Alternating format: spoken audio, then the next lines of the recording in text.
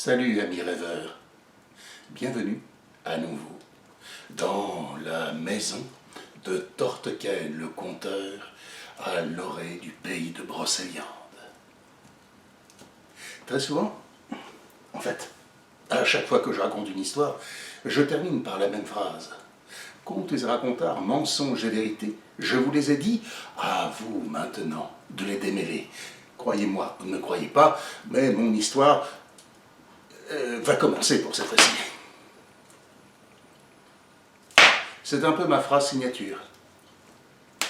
Et si j'ai choisi celle-là, c'est que derrière se trouve tout le sens de mon travail de conteur. Et cette histoire vous éclairera peut-être un peu sur la façon dont je vois les contes que je raconte. C'est que, voyez-vous, il y a de cela bien longtemps, la vérité est venue visiter le monde. Elle est venue, belle et innocente, visiter cette terre et les peuples qui s'y trouvaient. Partout elle se rendit. Auprès de chacun, elle se présenta.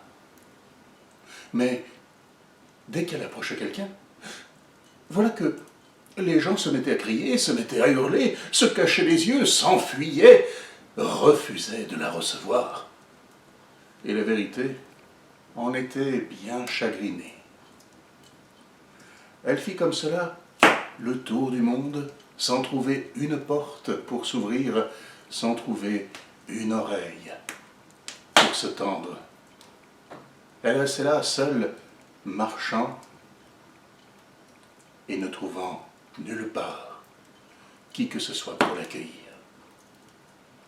Et voilà qu'à la croisée d'un chemin, elle aperçoit un homme portant un manteau extraordinaire, un homme qui jouait de la flûte comme cela, tranquillement, enveloppé dans ce manteau fait de 1000 pièces de tissus différents, comme un gigantesque patchwork.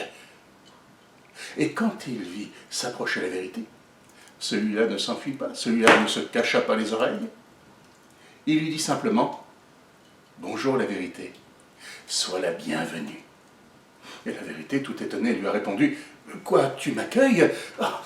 Eh bien, j'en suis très heureuse, mais comment se fait-il que toi, tu acceptes de me parler alors que tous les autres s'enfuient ou se cachent les yeux ?» Mais c'est très simple, la vérité. Regarde-toi. Tu es toute nue. Tu ne peux pas te présenter ainsi aux gens. Il te faudrait, pour pouvoir les approcher, être un peu habillé. Tiens, par exemple, il te faudrait mon manteau. Je vais te le prêter et tu verras que les choses iront beaucoup mieux après cela. Et l'homme défit son manteau, dont il enveloppa les épaules de la vérité. Et ainsi vêtue, la vérité fit à nouveau le tour du monde. Et voilà que partout où elle allait, les gens la recevaient, les gens lui faisaient bonne mine. Les gens l'accueillaient avec de grands sourires. Et elle fit encore une fois le tour du monde, et comme le monde est rond, elle revint au croisement où elle avait rencontré l'homme. Et l'homme était toujours là, jouant de la flûte. Et la vérité, s'approchant, lui dit « Ah, merci, merci à toi de m'avoir prêté ce manteau extraordinaire, car à présent, je suis bien reçu partout. Mais dis-moi, qui es-tu donc pour avoir un manteau tel que celui-là » Et l'homme s'est mis à rire doucement et lui a dit « Moi, je suis le mensonge. » Le mensonge? Mais alors, le manteau dans lequel tu m'as enveloppé, qu'est-ce que c'est? Ça, eh bien, ce sont les histoires.